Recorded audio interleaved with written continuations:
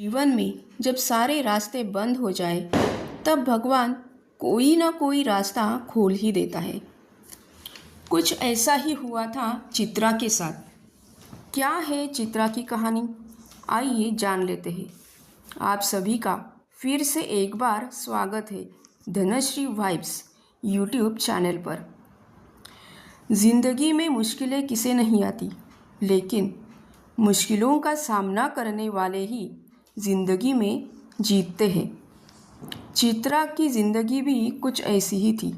चित्रा आपकी और मेरी जैसी एक लड़की, लगभग 30 साल की।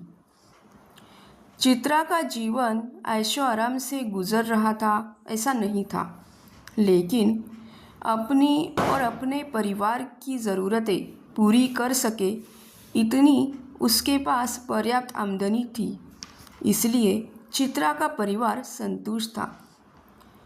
चित्रा के पिता की नौकरी चली गई थी, नतीजन उसकी माँ की बीमारी और उसके 2 भाइयों की पढ़ाई की जिम्मेदारी चित्रा पर आ गई।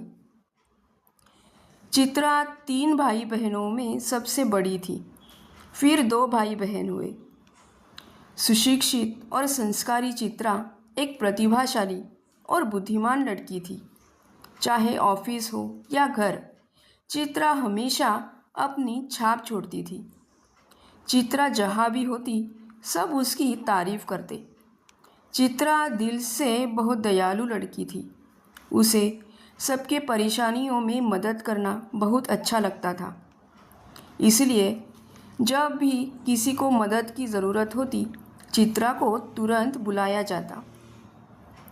चित्रा समझदार और मेहनती थी।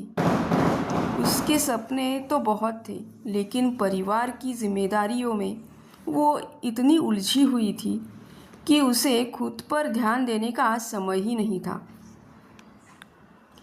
वो ज़िंदगी में अपने शौक़ भी पूरे करना चाहती थी, खुद पर ध्यान देना चाहती थी और बड़ा नाम कमाना चाहती थी, लेकिन एक के बाद एक मुसीबतें उसके घर आती रहीं और उन मुसीबतों को पार करते करते चित्रा खुद को खोती जा रही थी।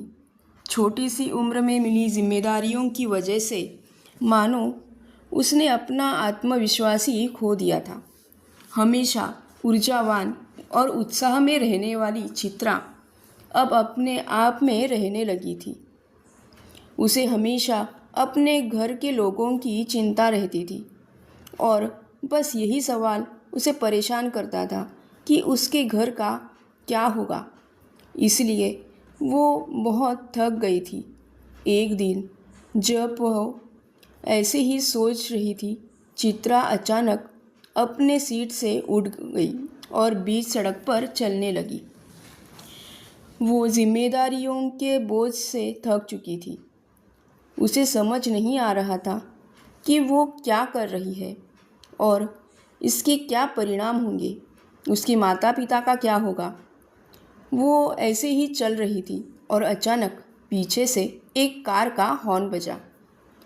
वो अपने विचारों में इतनी खोई हुई थी कि उसे पता ही नहीं चला कि वह कब सड़क के बीचों बीच आ गई।